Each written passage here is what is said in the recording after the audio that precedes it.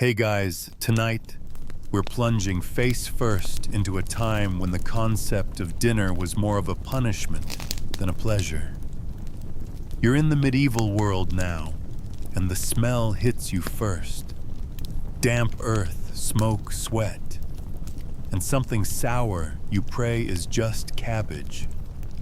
You're hungry, of course. You're always hungry.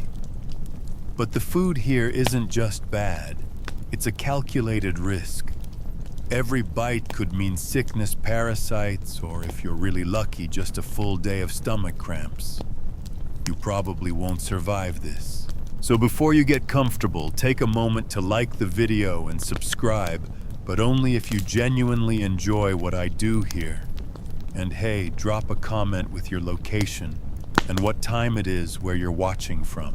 Now dim the lights, maybe turn on a fan for that soft background hum, and let's ease into tonight's journey together. Your eyes blink open to dawn fog clinging low over muddy fields. You're a peasant, which means you'll spend the next 14 hours working, assuming you don't pass out from hunger first. The first meal of the day is whatever's left. You tear off a chunk of yesterday's bread, which now has the consistency of roof tile. There's a slimy green bloom at the corner, but you just scrape it with your fingernail. That'll do. And water, huh? It's technically available, but drinking from the communal village trough is like playing microbial roulette. It's full of runoff manure and who knows what upstream. Historians still argue whether people drank more ale than water out of genuine safety concerns, or just because life was that depressing. Either way, you reach for a cloudy wooden mug of small beer, barely fermented, vaguely fizzy, and brewed just strong enough to kill off a few waterborne diseases. Hopefully. That's breakfast. The thing is, food is not fuel here. It's a battlefield. You're constantly bargaining with the weather, the church calendar, and whether or not a rat beat you to the larder. There's no refrigeration, and even salt costs more than most villagers earn in a month. So everything you eat is either dry as parchment or suspiciously wet, nothing in between. The term farm to table sounds romantic now, but in the Middle Ages, it just meant eat whatever didn't rot on the way from the field. That turnip might still have dirt clinging to it. That egg. You shake it first to see if it sloshes, which is always a bad sign. Your stomach growls as you peer at the pot simmering over the fire. Technically, it's stew. Realistically, it's water with things floating in it, mostly cabbage leaves, some barley, and something vaguely meat-like from 3 days ago. You try not to think about it too hard. In fact, you try not to chew at all. The thing that really seals the deal is the smell of the village. It's everywhere. It seeps into your bread, clings to your skin, and hovers around every bite. Open sewers, livestock, and smoke from half-wet wood. It's a medieval perfume you never get used to. Some days you can't tell if it's your food or your neighbor's latrine causing the gag reflex. And still you eat. Because hunger in the Middle Ages doesn't care if the stew is slimy or if the bread has bugs baked into it. Yes, by the way, bugs. That flour was milled in a communal stone grinder and stored in sacks that double as mouse hotels. Little black specks. That's protein now, but you're not alone in your misery. Even the nobility with their fancy titles and banquet halls weren't exactly thriving. Sure, they had access to meat and imported spices, but half their food was served lukewarm and cooked in a way that modern stomachs would consider an act of war. Remember, they thought boiling a whole goose in almond milk was classy. Here's a fun one. There were entire food categories you couldn't eat on certain days. Between religious fasting, saint days, vigil days, and Lent, you're restricted from meat about half the year. But don't worry, fish was allowed. That'll be fun later. For now, you pull your wool cloak tighter and trudge out to the fields. Your fingers are cold, your lips are cracked, and your breakfast is trying to climb back out of your throat. You remind yourself that maybe tonight will be better. Maybe someone snared a rabbit or scraped enough pennies together for dried peas. Maybe, but deep down you already know this is just the beginning. You're still hungry. Of course you are. It's mid-morning now, and that hunk of bread from earlier has done exactly nothing to help. But don't worry, there's more bread. There's always more bread. It just might kill you. You tug at the next crusty slab from the cloth sack by the hearth. It's dense, dark, and feels suspiciously like a brick. That's not by accident. Medieval bread, especially what peasants ate, was made from whatever grain could be scrounged up. Rye barley, sometimes a little wheat, if the harvest was generous, but usually padded with fillers like ground beans, acorns, or even tree bark. Actual bark, chewy, splintery, extra fiber, I guess. And that's when things were good. Bad harvest year. You get something called famine bread. A desperate mixture of ground weeds, old flour, and sometimes toxic plants like darnel, which looks like rye, but causes everything from vertigo to hallucinations. Historians still argue whether some medieval famines were made worse by this kind of bread-induced poisoning, not just starvation. You trip over a stump and wonder if it's the rock in your path or the rock in your loaf messing with your depth perception. But let's talk about ergot. Oh yes, your fun little fungal friend. Ergot is a mold that grows on rye and creates something eerily close to LSD. People eating ergot-contaminated bread experienced seizures, hallucinations, and sometimes entire villages thought the devil was coming. They'd call it St. Anthony's fire because your limbs burned, your fingers blackened, and your toes gone. Sometimes they'd just fall off, casual. You bite into your own loaf and stare at the sky for a second. You hope that tingling sensation is just from yesterday's frostbite. Of course, if you were rich, your bread still might kill you, but it'd look nicer. Nobles preferred pale white loaves, which required wheat flour sifted and milled with obsessive effort. To get that pale color unscrupulous, bakers often bleached the flour with things like powdered chalk, crushed bones, or ground-up alabaster. Yes, chalk. You are essentially eating medieval drywall, and this wasn't rare. Bakers in towns were frequently inspected because they kept getting caught padding their loaves with sawdust, sand, or powdered clay. Punishments ranged from fines to being dunked in public water troughs, with their moldy bread tied around their neck. Nothing like shame and splinters to fix food safety standards. By the way, ovens were a luxury. If you were poor, you didn't own one. You either cooked your bread on hot stones, which left it burnt on the outside and wet on the inside, or you paid to have it baked in the Lord's communal oven. That sounds decent until you realize they might mix up your dough with someone else's, and suddenly you're trading your barley bread for something that smells vaguely of fermented turnip. You eat it anyway, but here's the kicker. Even the best medieval bread couldn't escape time. It staled fast. Within a day or two, it turned into something closer to armor than food. And since nothing went to waste, people used stale loaves as trenchers, literal edible plates. You'd pour your stew or meat onto the bread, eat the good stuff, and then either eat the now soggy trencher or hand it to a servant beggar or even a dog. The term second-hand meal has never felt so real. You chew and chew and chew. Bread is life, they say. In the medieval world, that's painfully literal.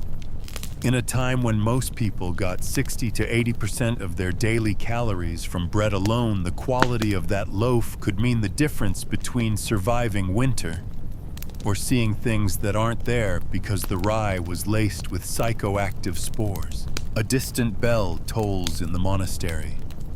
Noon.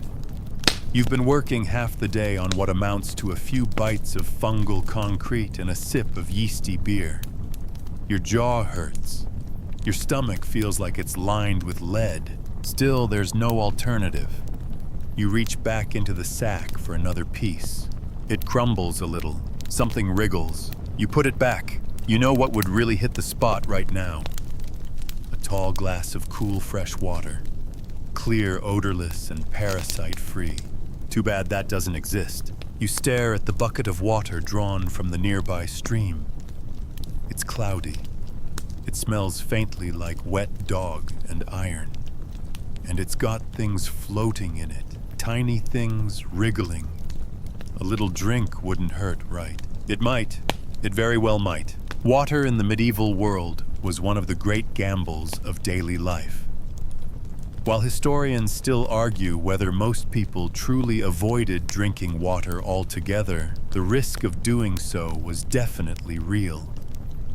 Open wells, rivers, and cisterns were often contaminated by animal droppings, decaying matter, and even corpses from upstream.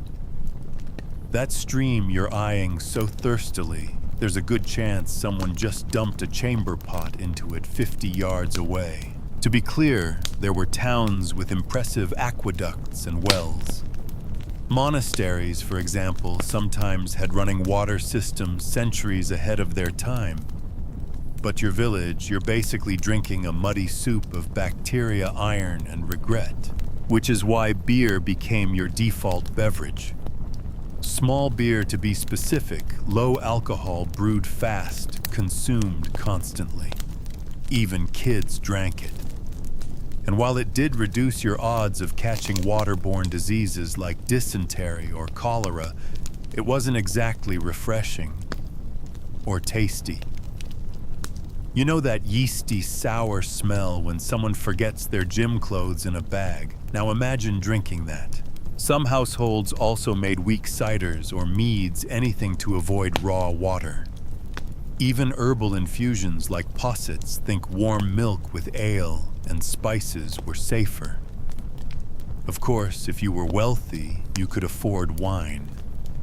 But even that was watered down and spiced until it resembled cold, mulled soup more than anything resembling modern Cabernet. So yes, people still technically drank water. Sometimes. Especially when there was no other choice. But there was a reason so many saints were associated with healing waters. Clean water was basically a miracle. Here's a fringe tidbit for you. There were rumors in some towns that certain springs were haunted, or that drinking from the wrong stream on a saint's feast day would give your child the devil's nose. What does that mean? No one knows. But you don't question it. Not in a time where nose boils were a valid omen. You lift the bucket and sip carefully. It tastes metallic, a little slimy. You try to convince yourself it's earthy. Maybe it's just high in minerals. Oh, your stomach gurgles in protest. Now let's talk parasites. Oh yes, we're going there. Tapeworms were rampant, and not just from undercooked meat. Contaminated water was a freeway for all sorts of invisible hitchhikers. Giardia liver flukes, roundworms, they all loved medieval plumbing. You might feel bloated, tired, a little itchy. And before you know it, you've got something living inside you that's longer than your arm. It gets better. Doctors such as they were often prescribed more water to treat the symptoms of bad water. Diarrhea, more water. Fever. A wet compress. You'd be lucky if they didn't try leeches, too. Remember, most physicians believed in balancing humors, not killing bacteria. Germ theory was still 7 centuries away from being taken seriously. So if your gut started turning inside out, someone might say you were being punished by God for gluttony, or that your blood was too hot. Either way, enjoy the leeches. You slosh the last of your mug and wipe your mouth on your sleeve. It doesn't help. Sometimes you hear tales from travelers of towns with crystal springs, water so pure it heals wounds and gleams in the moonlight. You dream of those places while watching your neighbor vomit into the weeds after drinking from a cracked jug. At least ale numbs the flavor. If you're lucky, someone nearby has a fresh batch brewing something mildly fizzy with a hint of caramelized malt. The smell drifts from a wooden cask, and you follow it like a sleepwalker. It's warm. It's cloudy. It's not water. It's safer. You raise the mug to your lips again and choose the lesser evil. You hear it before you see its sizzling fat, the sharp snap of a spit turning, and a smell that stops you mid-step. Meat. Your stomach tightens like it's heard a bedtime story. Meat is rare. Meat is precious. And for the likes of you, meat is mostly a rumor. The sizzling comes from the manor house, of course. The Lord is having a feast or a birthday, or maybe it's just Tuesday and he's bored. You keep walking, pretending not to smell the goose fat, the roasting pork, the perfumed haze of clove and fennel. Those are not your smells. You're lucky to scrape up a few chunks of salted herring, or more likely, a fist-sized puck of suspicious sausage. Let's not get romantic about medieval meat. When you do get it, it's rarely fresh. Most of the time, it's salted, smoked, dried, or pickled to the point where its original identity is more of a suggestion than a certainty. You might be gnawing on something called brawn, which is a poetic term for pressed pig's head. Or maybe black pudding, which is essentially congealed pig blood and fat stuffed into intestines and boiled. Still hungry. If you're really lucky, there's something called a collop, thin slices of meat fried in grease. But more often, it's bits of organ meat you don't recognize and hope your jaw can conquer. Jellied tongue, salted tripe, maybe even boiled sheep's bladder. Historians still argue whether some of these were seen as delicacies or just the medieval version of nothing goes to waste. You bet on the latter. And then there's fish. So much fish. The church declared over 150 days a year as fasting days, which means no meat, no bacon, no beef, no chicken. Enter preserved fish. Cod, herring, eel, or whatever was hauled out of the river and not already half eaten by something else. You've had so much dried fish that your dreams smell like salt. You once ate a thing called stockfish. Imagine a plank of wood soaked in brine and then smoked until it's indistinguishable from an old sandal. That's stockfish.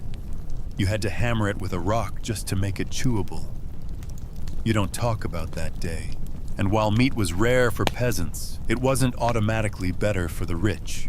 Nobles often demanded the strangest preparations, meat boiled in wine and almonds venison, with sugar paste or whole birds cooked in gold leaf just to show off. It's food as theater, not nutrition. You once watched a goose get sewn back into its skin after being roasted, then redressed and posed on a silver platter. The guests applauded. Meanwhile, you chew a strip of something gray and leathery.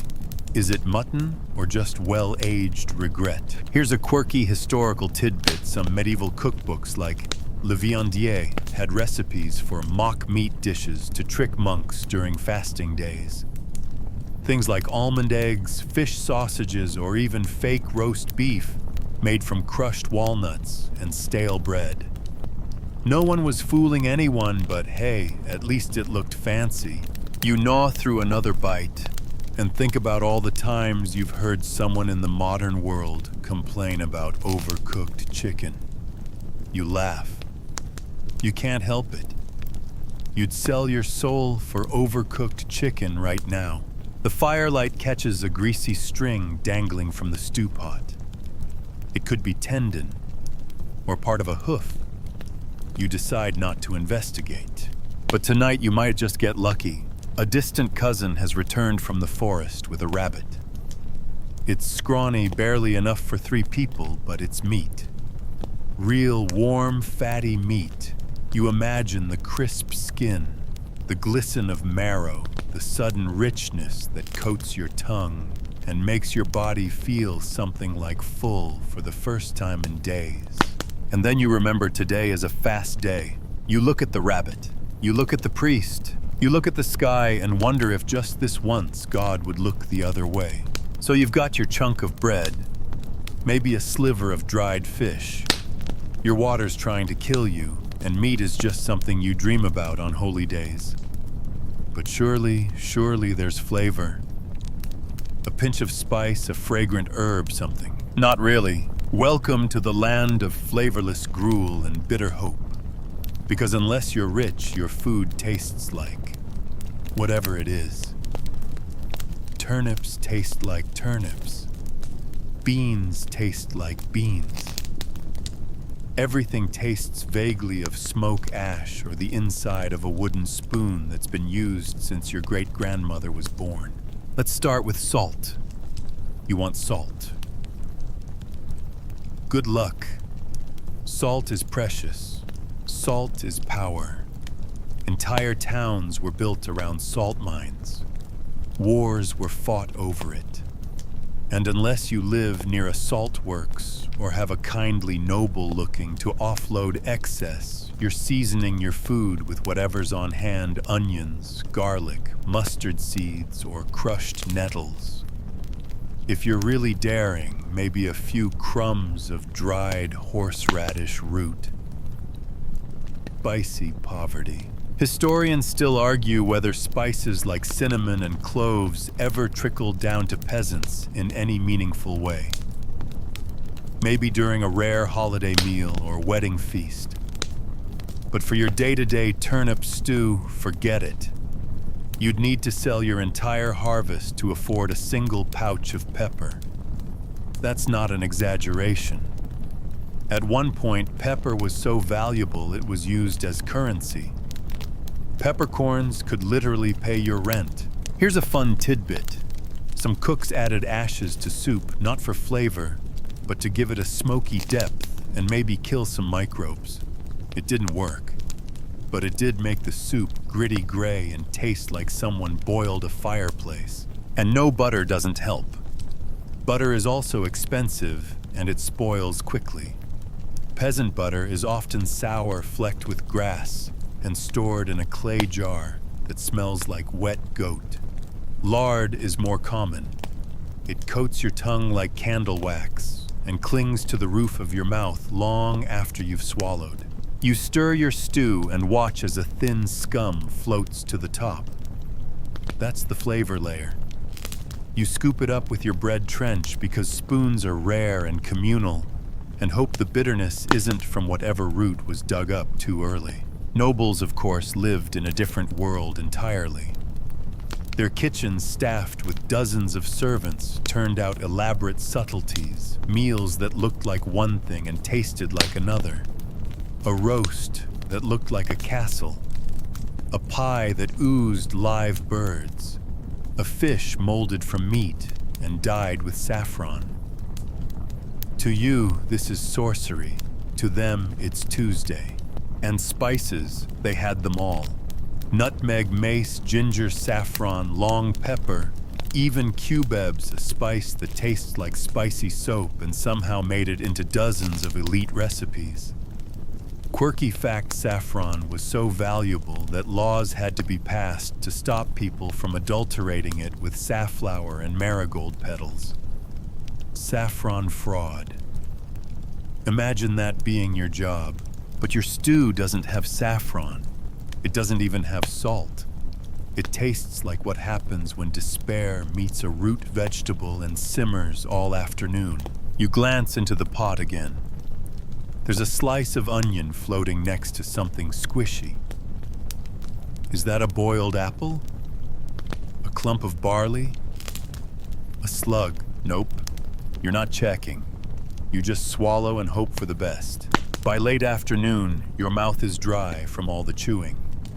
Medieval food isn't soft, it's fibrous, stringy, and often undercooked. There's no concept of al dente, just barely edible and, well, at least it's warm. You once tried to spice your meal by boiling cabbage with a bit of mustard seed. The result was so pungent, your neighbor thought something had died in your house. Which, to be fair, was a common occurrence. The priest once told you that suffering through bland food brings you closer to God. You nod politely while watching him sip imported claret and nibble sugar-dusted almonds, and so flavor becomes a kind of memory. You think of berries in summer, the sharp tang of goat cheese during the brief window before it curdles the fleeting sweetness of stolen honeycomb from a hollow tree. The pot hisses again, a bubble pops, ash speckles the surface like seasoning. Dinner is served. The pot's been on the fire all week. Not just all day, all week. You glance at the surface and can't tell if the slick sheen is grease rainwater or just yesterday's flavor refusing to leave. Welcome to the pride of peasant cuisine perpetual stew. They called it pottage, which sounds rustic and comforting, until you realize it's basically an eternal soup. Whatever you have, barley cabbage, old beans, carrot tops, maybe a turnip, you throw it in. Each day a ladleful is removed for a meal and more water and ingredients are added. The stew is never finished. It just evolves. Some families pass it down like an heirloom, and here it is again. Lunch. You dip your hunk of bread in the murky broth. It's hot at least. The kind of hot that burns your tongue but doesn't cook the inside of the potato. A loose strand of something clings to the crust. You try not to look too hard. Was that meat? A root, a leftover sock? Historians still argue whether the average medieval peasant was actually malnourished or just poorly fed. Because while pottage technically contains vegetables and grains, the variety is miserable. And the nutrients, half of them boil out after the first 4 hours, let alone day 5. You chew something chewy. There's no real texture. It's all just soft, wet, and vaguely warm. Think oatmeal made from garden clippings. The color is always the same beige-gray. No matter what goes in, beige comes out. It's the universal tone of survival. Once in a while, someone adds a bit of leftover bacon fat or a marrow bone. Those are the good days. The stew turns glossy, the flavor deepens, and everyone gathers around like it's Christmas morning. But that same bone, it'll be in there for weeks, just hanging out, getting softer, friendlier, occasionally furry. Now here's your quirky fact of the day. Some people used to flavor their stew with animal bladders filled with spices and hung above the pot. The steam would carry the aroma down without wasting the actual spice. A medieval diffuser, if you will. It didn't make the stew taste better, just smell slightly less like boiled sadness. And then there are the guests, because communal eating is the norm. Neighbors drop by. A traveler's invited in. The pot gets thinner. More water is added. Soon you're slurping turnip tea with a hint of leek and a suspicious floating eye. You look at your friend across the table. He's chewing, slowly. He swallows. "I think there was meat," he says. You both pause. No one confirms. The problem with perpetual stew is that it's never empty, but it's never fresh. Spoilage doesn't happen all at once, it's subtle. A shift in color, a sour edge, a smell that wasn't there yesterday. Or was it, you know that feeling when your spoon pauses mid-air and you suddenly realize something's off? That's today. You scoop again anyway. Because in the Middle Ages, the stew is not just food, it's all the food. It's breakfast, lunch, and dinner. It's the only hot thing you'll eat today, and it's made with love or desperation. Honestly, you're not sure anymore. You remember that one winter when all you had were wild onions and dried peas. The stew was so acidic it gave your brother canker sores, but you kept eating, because hunger doesn't care if your soup tastes like feet. Some people add ale to stretch the pot. Others throw in sour milk or beer dregs. You once saw someone dump in a handful of moss. It's got iron, they claimed. It tasted like pond. And here's the best part. There's no end. No last bite. No clean bowl. The stew never dies. It bubbles quietly on the hearth, absorbing the day's dust, dreams, and despair. You eat in silence. You scrape the bowl. You wonder if that chewy bit was the same chewy bit from yesterday. Probably, but hey, at least it's warm. You're starting to get used to disappointment. Maybe even fond of it. But then someone offers you dairy, and for the briefest second, you feel a flicker of hope. Milk, butter, cheese, cream. Those words sound decadent, cozy, creamy. And then the reality curdles. First the milk. If you don't drink it straight from the cow immediately, you're playing a very short game of roulette. There's no refrigeration, no pasteurization, and no polite way to describe the taste of raw milk that's been sitting in a warm clay jug for 6 hours. It's thick, it's sour, and it might already be on its way to becoming something else entirely. You sniff it cautiously. It smells alive. Historians still argue whether most medieval households used milk as a beverage or just as a base for other foods. But even when fresh milk from medieval cows was thinner and lower in fat than the milk we know today. And cows, they didn't always cooperate. In lean seasons, they dried up altogether, leaving you with nothing but a sassy goat and her suspiciously warm contribution. So what do you do with your questionable milk? You churn it, of course. Maybe you make butter. Ah, butter, medieval gold. A good lump of butter could stretch meals for days, add a little richness to your gruel, and even get traded at the market for small favors. But the stuff goes rancid fast. By noon, it's weeping. By dusk, it smells like something you shouldn't be spreading on anything. Still, you scrape it onto a crust of bread and pretend it's fine. The color's a bit gray, and there's a suspicious green bloom on one side, but you just rotate it. Problem solved. You remember a time someone found a long-forgotten crock of butter buried in the root cellar. It's aged, they said proudly. It was, very. Then comes cheese, hard cheese if you're lucky. It's safe. Mostly. Sort of. A bit. Medieval peasants made rough, salty rounds out of whatever milk they had, usually goat or sheep, and let it dry out until even the rats lost interest. If it's hard enough, it won't rot. It'll just chip your tooth. You gnaw on a wedge and blink. It squeaks. Soft cheese exists 2 curds way and early versions of cottage cheese.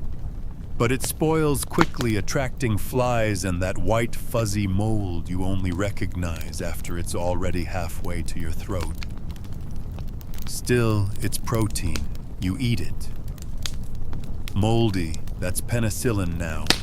Just pretend you're ahead of your time. Here's a quirky tidbit. Some medieval households believed that dairy products cooled the blood. So during fevers or heat waves, you'd be encouraged to eat a warm bowl of cheese and milk broth called junket. Sounds quaint until you realize it's just sweetened curds with floating lumps. Like dessert. If dessert made you gag a little. And yes, sometimes you made custard, but only if you had eggs, milk, sugar, and thyme, which, let's face it, you don't. Meanwhile, the clergy is off in their monasteries eating all the cream. Literally. Monasteries had the best dairies, the freshest milk, and the softest cheeses, partly because of their wealth, and partly because monks figured out early on how to make and store butter properly. You once traded an entire day's labor for a monk's wedge of brie. You ate it alone like a relic.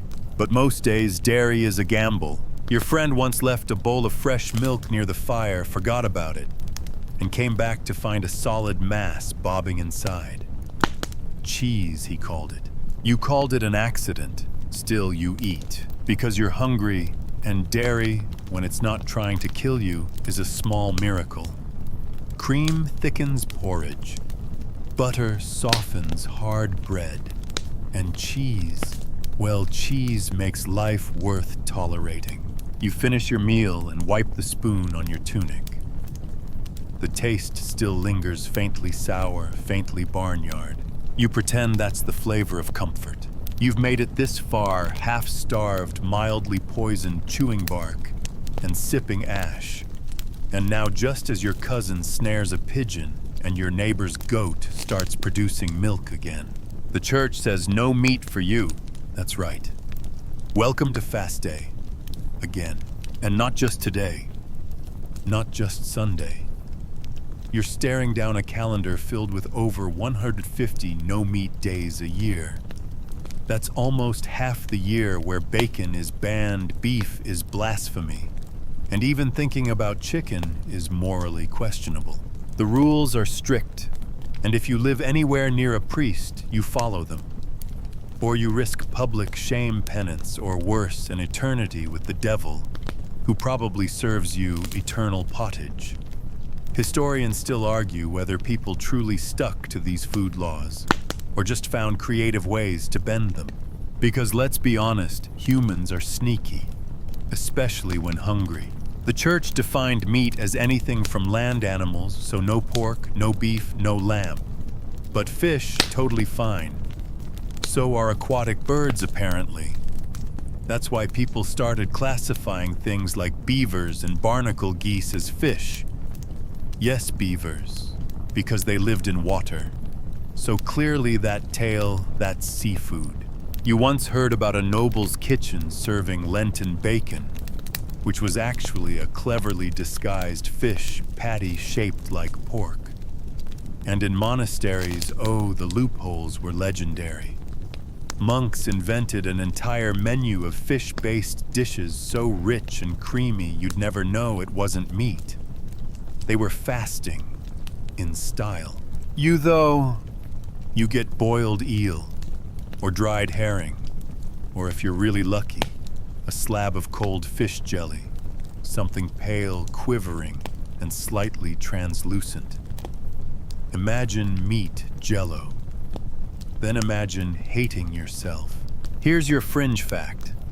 Some wealthy families kept entire Lenten kitchens separate from their main ones. These kitchens had dedicated tools, pots, and ovens just for fasting days so meat wouldn't contaminate the fish. It sounds holy, but it also meant you needed twice the space, twice the staff, and thrice the patience. You've got one pot. You scrape out the rabbit bits, wipe it with straw, and toss in a pike someone traded for onions. Flavor is not invited. On fast days, animal fats are out too. That means no butter. You cook with oil if you can get it. Olive oil is expensive and mostly found in the south. Up here, it's more likely rancid nut oil or whatever you can press from seeds in the garden. The stew turns thin, shiny, and sour. You eat it anyway. You sigh. Because even eggs are banned. And dairy technically forbidden too, though many folks accidentally let a little milk slip into their porridge. You remember Lent last year. 40 days of bleak, fishy sadness. You dreamt of sausages. You woke up chewing your blanket. You chewed it anyway.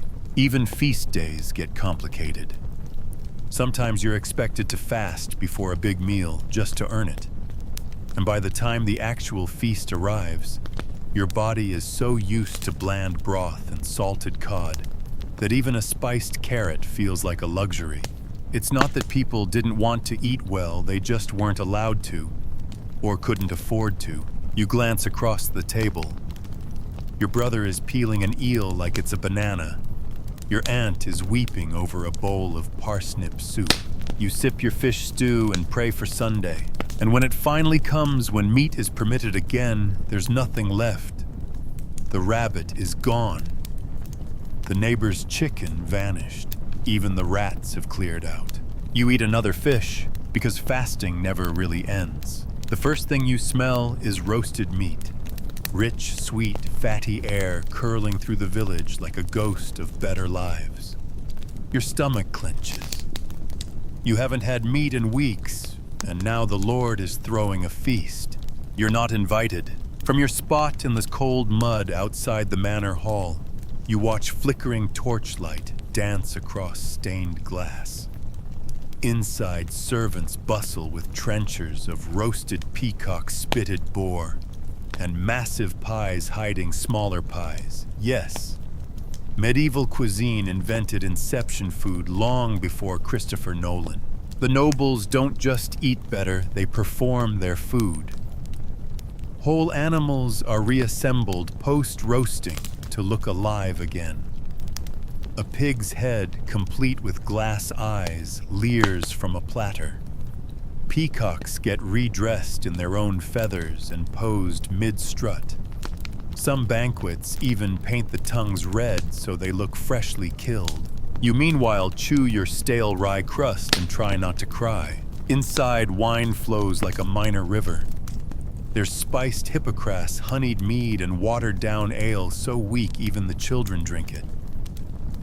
Plates are wood or pewter for common guests, silver and gold for nobility. Food is stacked so high it looks like architecture. One noble once had a castle-shaped pie with actual musicians playing inside it. No, that's not a joke. Historians still argue whether those poor musicians volunteered or just woke up confused and covered in gravy. Your fringe fact illusion foods were all the rage at upper-class tables. Chefs dyed almond paste to look like ham. They disguised fish as fruit. There's even record of meat fruit where pork was ground sweetened and sculpted into apples. One wrong bite and your teeth meet ham core. None of this reaches your mouth. A few scraps might trickle down. After the guests finish, servants toss bones and half-eaten pies to the courtyard for beggars and hounds. You hover like a dog yourself, one eye on a browned meat scrap, the other on a snarling mastiff who wants it more. You wonder if your ancestors ever dreamed of banquets, or if they just settled for what they had: roots, stews, a single onion shared across 5 bowls. Meanwhile, the nobles laugh. They toast with greasy hands, wiping them on fine embroidered tablecloths. One tosses an apple at a jester's head. It's a real apple, red and crisp. You haven't had one in a year. Even more surreal is the attitude. Nobles don't just eat, they judge food. They have opinions on sauce consistency and spice ratios. One noblewoman recently declared rosemary peasanty. You had rosemary once. It grew wild by your fence. You used it to clean your feet. Some medieval cookbooks survive full of lavish instructions: gild this sprinkle that boil for 2 hours in almond milk, then roast upside down. Every page screams, you don't have the money for this. Back in your home, dinner is a half pot of barley stew. Again. You add a pinch of dried sage to trick your tongue into thinking it's something new. It doesn't work. You sigh, remembering the one time you got into the castle kitchens, just for a day, helping pluck birds. You watch the cook glaze a swan with spiced wine and gold leaf. You weren't allowed to taste it, but the smell stained your hands for hours. You licked your fingers anyway. Now even that memory feels like indulgence. You wrap your cloak tighter. The night is cold. You can still hear the clink of goblets and the muffled roar of laughter from inside the hall. A lute twangs. someone shouts joyfully. You look down at your bowl. It's just turnip water. You want something sweet. Not just not awful, actually sweet. Something that makes your brain light up, that signals celebration, comfort, maybe even love. Too bad you're in medieval Europe. Sugar is not just rare, it's essentially mythical. Imported all the way from distant lands like India or the Levant. It's so expensive that apothecaries treat it like medicine. And not the fun, chewable kind. We're talking, this may cure your melancholy if you don't eat too much and accidentally bankrupt your village kind of medicine. The wealthy, of course, have access. For them, sugar is a status symbol. It's pressed into sculptures, molded into castles, even formed into edible chess sets. Yes, someone out there once literally played with their dessert. You meanwhile eye a bruised pear and wonder if it counts as candy. Let's say you do get a dessert. It's likely a bland little cake, thick as a doorstop and just as moist. It might have dried fruit in it if you're lucky, or maybe boiled carrots pretending to be sweet.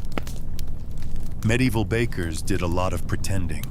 You remember one feast where someone brought out a dish of spiced pears. Sounds decadent, right? Except the spice was just anise and the pears had been sitting in wine so long they'd basically dissolved into sadness. The dish jiggled. That's never a good sign with pears. The fringe fact here. There were sweetmeat pies. That's right, beef or lamb mixed with sugar, cinnamon, and dried fruit. Historians still argue whether people genuinely liked the taste or just did it to show off their spice cabinet. Either way, it's a confusing mouthful. Imagine a mince pie, then take away everything comforting and double the weird. Back at your table, you're chewing hard bread dipped in thin honey. Real honey. A bee risked its life for this.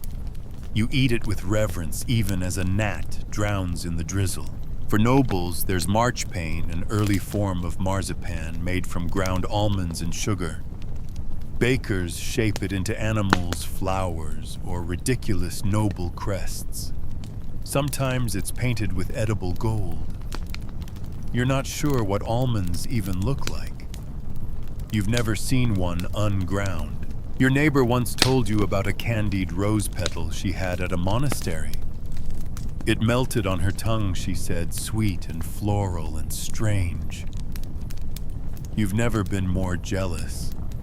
Especially because your idea of a treat is bread toasted slightly less black than usual. Even fruit isn't safe.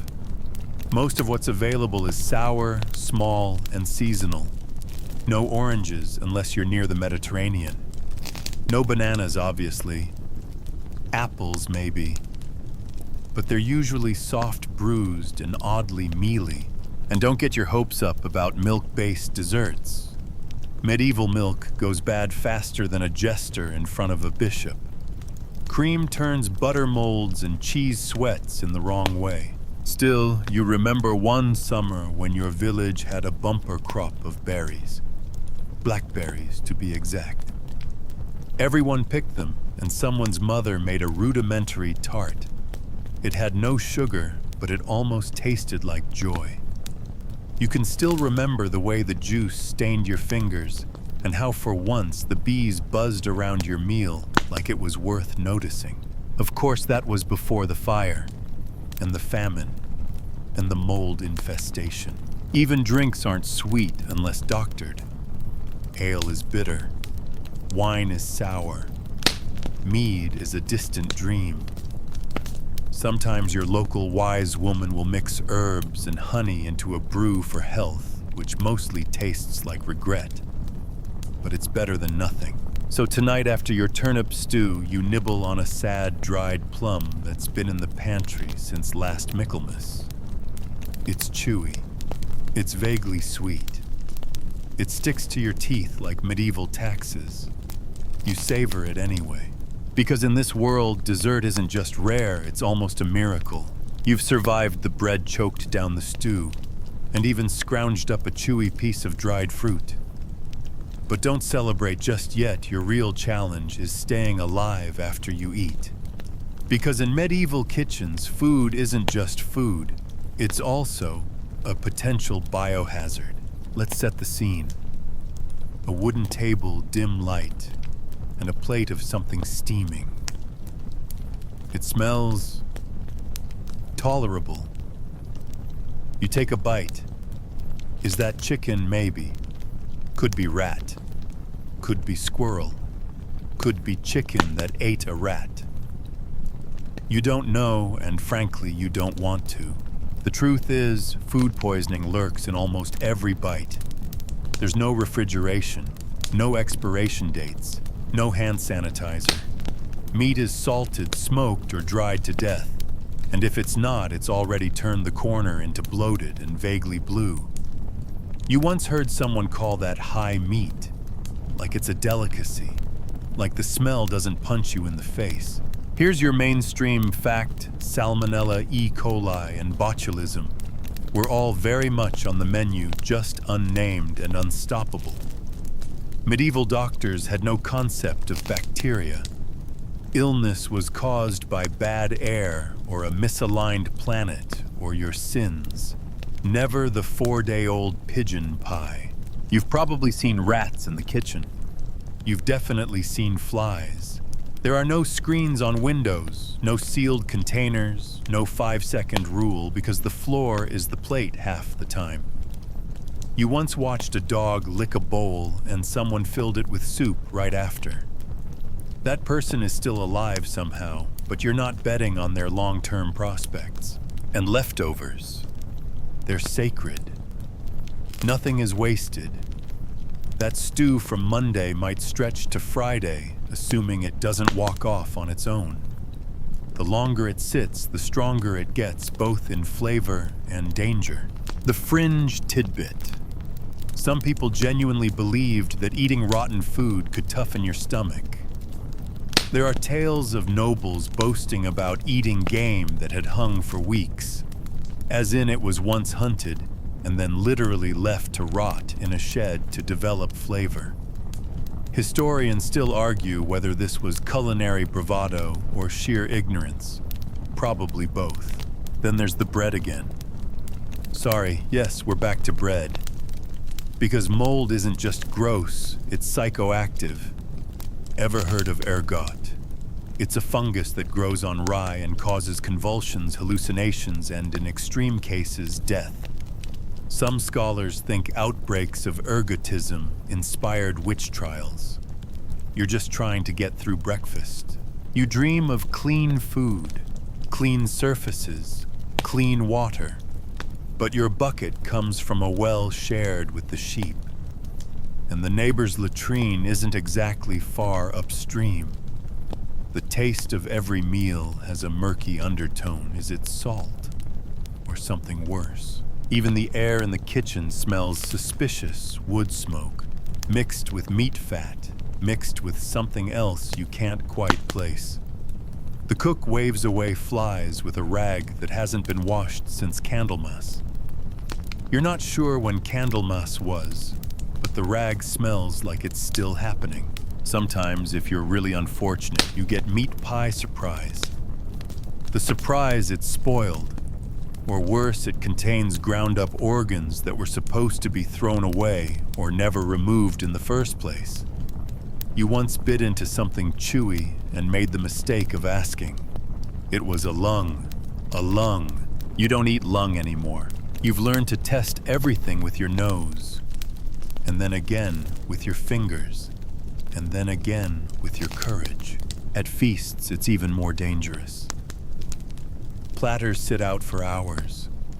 There's a show, a juggling monkey, a lute solo, a prayer, a long-winded toast from a baron who's had too much wine, and meanwhile the goose on the table is getting sweatier by the second.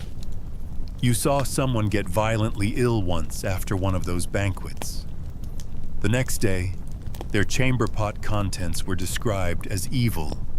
That's not a medical term, but it's accurate. Your stomach gurgles now halfway through tonight's sad supper. Was the fish okay? It had a faint tingle. You convince yourself it was just the spices. Not that there were any. Just a hope and a prayer and a sprinkle of salt that might have been lie. You lie back, not knowing if it was dinner or your destiny that's causing this growing discomfort. Welcome to medieval dining, where every meal is a roulette wheel and the house usually wins. It's morning now. You survived the night, but barely. Your stomach still sounds like a blacksmith working overtime, and your mouth tastes like regret. You consider skipping breakfast, but skipping meals in the Middle Ages, that's like skipping oxygen. So you head to the hearth and find your breakfast, waiting thin, lukewarm porridge made of yesterday's oats boiled into a texture somewhere between wall paste and disappointment. A chunk of hard bread sits beside it like a dare. Still, you shovel it in. Hunger trumps caution. You chew, you swallow, and you try not to think about how this was likely stirred with the same wooden spoon used to clean the dog's teeth last week. But here's the rub. Eating isn't just risky, it's also punishingly repetitive. Medieval food was the original Groundhog Day. The same stews, the same breads, the same questionable fish, every single day. If you're lucky, maybe a different root vegetable rolls through town. Mainstream fact. The vast majority of people ate what was available, not what they liked. Food wasn't about joy or choice, it was survival math. If the barley came in strong, you ate barley. If it didn't, you didn't eat. That's it. No meal planning, no surprise soufflés. Just relentless culinary sameness on loop forever. And then, of course, there's Lent. Lent, Advent, Ember Days, fasting. Fridays, there were so many religious food restrictions, you start to think eating itself is a sin. At certain times of the year, meat, eggs, and dairy were strictly forbidden. So instead of sausage and eggs, you're chewing salted fish and oil-soaked peas for 6 weeks straight. Historians still argue whether these fasts improved long-term health or just made people cranky and malnourished. Fringe tidbit. People got weirdly creative with these religious rules. In some places, beavers were classified as fish, so you could technically eat them during Lent. No, really. Beavers. The tale was considered especially suitable for Fridays. Somewhere out there, a monk was probably licking his fingers and thanking theology for that little loophole. By now, your taste buds are dead inside.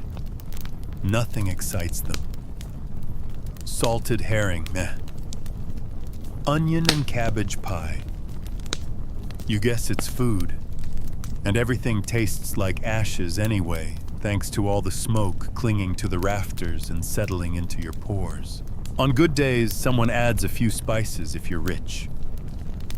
Pepper, cinnamon, and cloves were imported from as far as India, and only the wealthy could afford them. A single pouch of saffron might cost more than your house. Not that your house is much to brag about. It's a dirt floor and a straw bed, but still. You dream about sugar, not because it's sweet, but because it means wealth. Real sugar was so expensive, it was locked up like treasure. Meanwhile, most peasants had to settle for honey if they were lucky, if not just fruit. Old, wrinkled, fermented fruit. And drinks. Sure, there's ale and mead, but clean water is a myth. Ale is safer even for kids. You're not even surprised when you see a toddler sipping weak beer. That's just hydration, medieval style. Still, you sometimes imagine what good food would taste like. A warm croissant, a soft peach, a slice of real cheese. Not the chalky, sour lump that's been aging under the stairs for months. Something fresh, something safe. But that's not your world. In your world, you eat what doesn't kill you yet. You salt meat until it turns into jerky. You boil soup until it becomes glue. You gnaw bread so hard you worry about your teeth. But you don't complain. Complaining wastes energy, and calories are too precious to spend. Even feasts, when they happen, can feel like a trap. Overeating when your body's used to starvation is a gamble. You once saw a man faint after gorging himself on roast goose and almond pudding. His body just gave up, decided no, actually, we don't know how to process this much richness all at once. He woke up the next day and went back to onion stew like it never happened. And you try not to hope. Hope is dangerous in a world where crops fail, pigs die, and bread molds before payday. You eat and you endure, because that's what medieval food is, really. Not nourishment, not pleasure, just endurance with a crust. By now, your relationship with food has grown complicated. You're grateful for every scrap, sure, but also deeply suspicious. You no longer trust anything that looks too fresh, smells too strong, or doesn't have a little mold on the side. That's normal. Food that looks too good, that's witchcraft. You wake up to shouting in the street. A peddler's come through town, and he's hawking something mysterious. Dried eels, maybe, or pickled eggs from a place you can't pronounce. Your village is abuzz. The idea of new food is as exciting as a royal decree. You rush out with a few copper coins clenched in your hand. What you get smells wrong, but you eat it anyway. Why? Because medieval food safety is less guideline and more guessing game. Historians still argue whether ordinary people had any real concept of foodborne illness beyond bad humors or God's punishment. You just know that if it doesn't taste like poison immediately, you've beaten the odds. Mainstream fact. There were no expiration dates, no pasteurization, and no refrigeration. Preservation meant salt, smoke, vinegar, or burying it in cold ground. That last one was risky by the way dogs, rats, or other hungry villagers might dig it up. And don't even get started on fly eggs. That's just bonus protein. Your fringe tidbit for today. Some people tried to revive spoiled food by recooking it multiple times. There are actual medieval cookbooks that recommend boiling meat 3 or 4 times to soften the stink. You've smelled that kind of pot before. It does not soften. It multiplies. You take a bite anyway. The taste is something between low tide and old shoes. You hold it down. You smile. Because pretending it's good is half the battle. And socially, it's important. Hospitality matters. Refusing food in someone's home, even if it's awful, could be seen as an insult. Or worse, heresy. So you nod politely while chewing a suspicious sausage with the texture of rope. And then there's the seasoning debate. See, contrary to popular myth, spices weren't just used to cover up spoiled meat. Historians still argue whether that was ever really common or just a rumor passed down through judgmental centuries. In reality, spices were expensive. You used them because they were rare, not to fix bad meat. If your meat was rotten, you didn't try to save it, you gave it to the dogs, or your neighbor, depending on your relationship. But still, spice made all the difference. A pinch of nutmeg could turn a bland pea mash into something vaguely tolerable. A hint of cinnamon in your wine could make it feel like a festival, which is maybe why so many medieval feasts went way overboard. You remember that one noble who poured sugar over roasted chicken and served it with raisins and pine nuts. You're not sure if it was good, but it was definitely memorable, like licking a Christmas candle. And yet somehow the bland stuff is worse. The peasant staples, barley, rye, dried peas, onions, cabbage, cabbage, again wear you down over time. You chew and chew, but nothing changes. No texture, no surprise, no life. Just soft sludge, day after day. One time you tried to brighten things up with wild mushrooms. Bad idea. You forgot the number one rule of the forest: if it's bright and colorful, it's probably plotting your death. You were lucky, just a few hours of nausea, shaking, and a close call with your chamber pot. Your cousin wasn't so lucky. He saw angels. And then nothing. The food you can trust. It's boring. Boiled, burnt, brown. Everything is brown. Bread is brown. Beer is brown. Mush, stew, pie. Brown, brown, brown. You're not even sure what color a fresh vegetable is anymore. Maybe green, but not the gray-green of pickled turnips. Real green like leaves. You think you remember those, so you lower your expectations. You start to dream not of flavor, but of texture. Just a little crunch. Something to remind your jaw it's still part of the team. A raw radish if you're rich. A toasted oat if you're not. You chew slowly, eyes closed, pretending it's cake. Sometimes when the monks host a holy day meal, they hand out sweet wafers, flour, honey, maybe a little rose water. For one fleeting moment, the world makes sense. You taste hope. And then it's gone.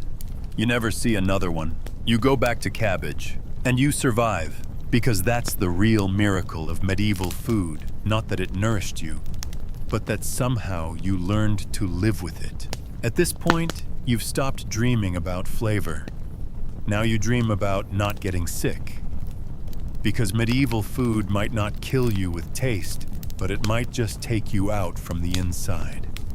Slowly, grudgingly. One bowl of awful stew at a time. You've learned to eye your meals like a suspicious cat. What's floating in your broth? Why does the meat twitch when you poke it?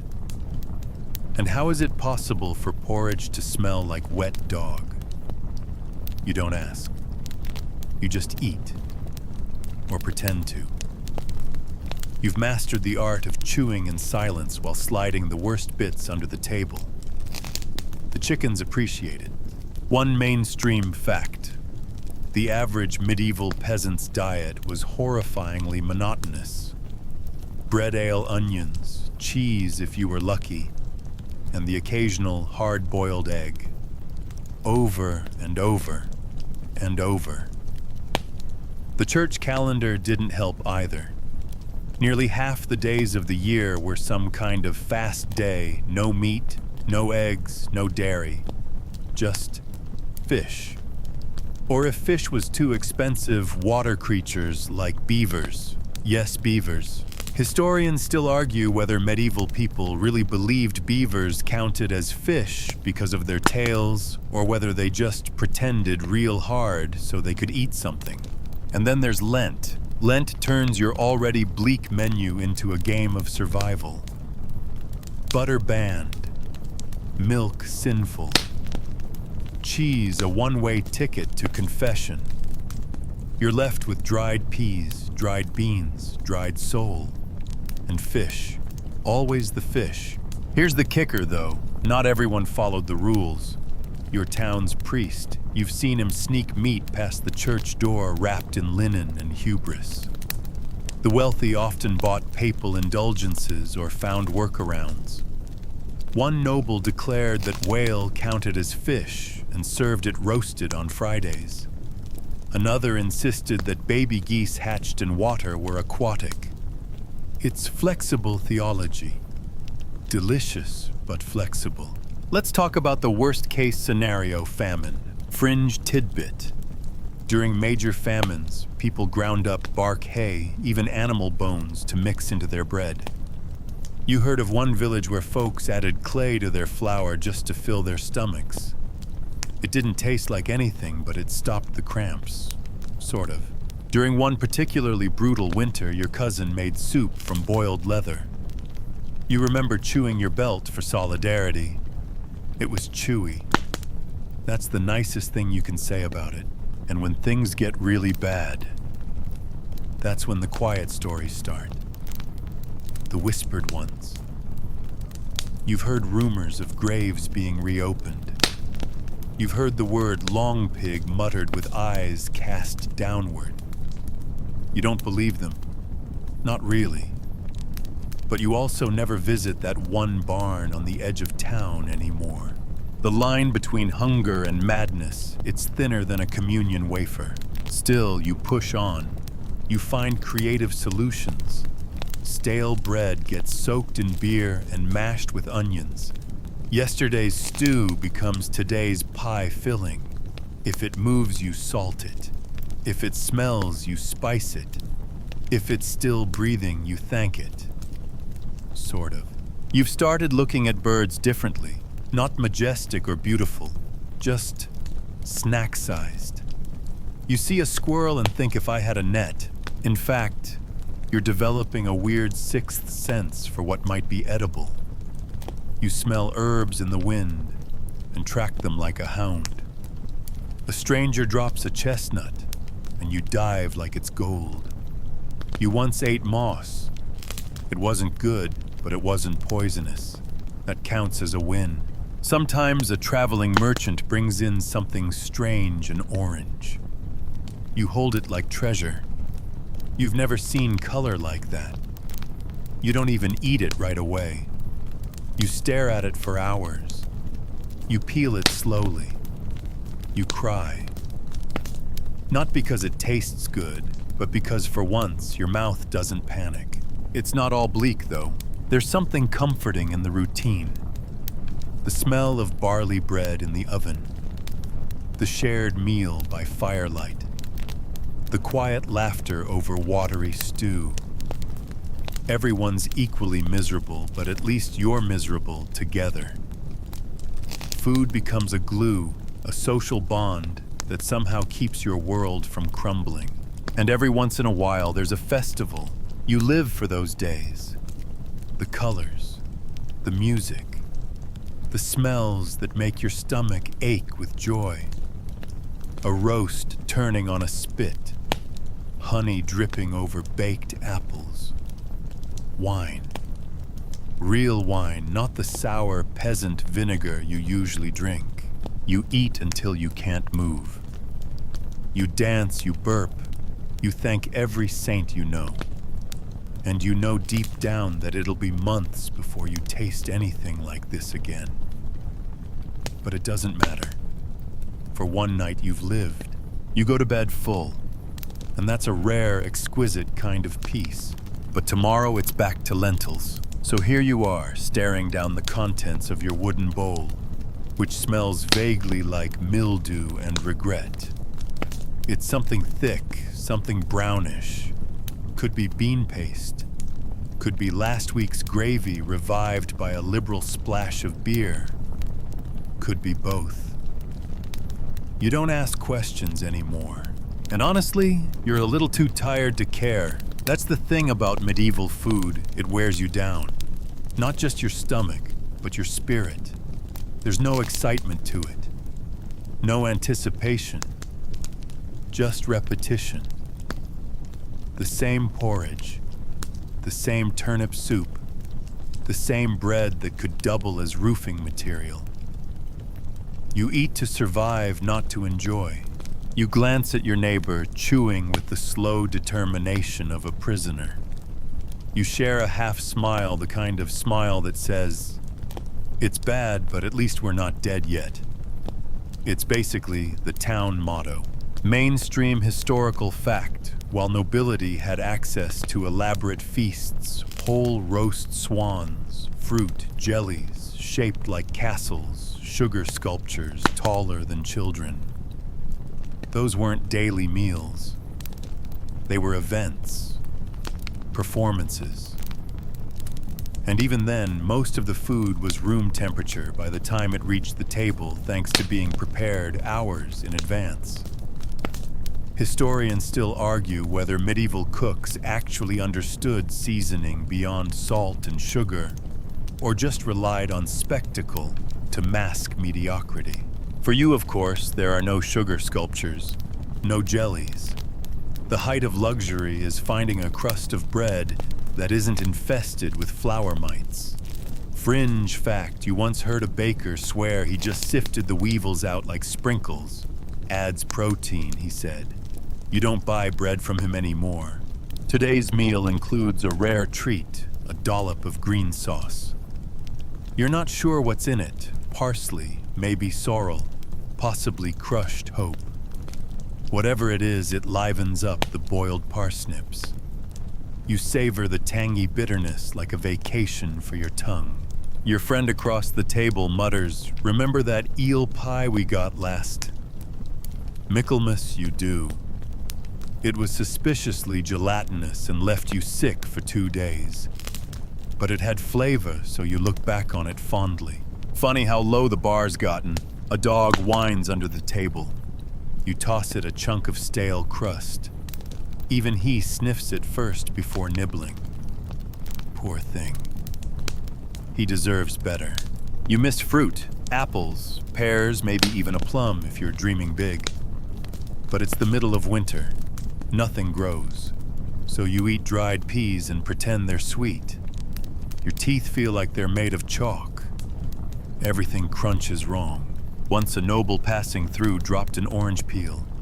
You almost wept. Still, food is ritual. You gather, you sit, you eat. Even when it's awful, it's shared. You laugh at bad stews, curse moldy cheese, tell jokes about what mystery meat might actually be. Tastes like bishop, someone says. You snort into your ale, because despite it all, you adapt. You've become an expert at scavenging wild greens in spring.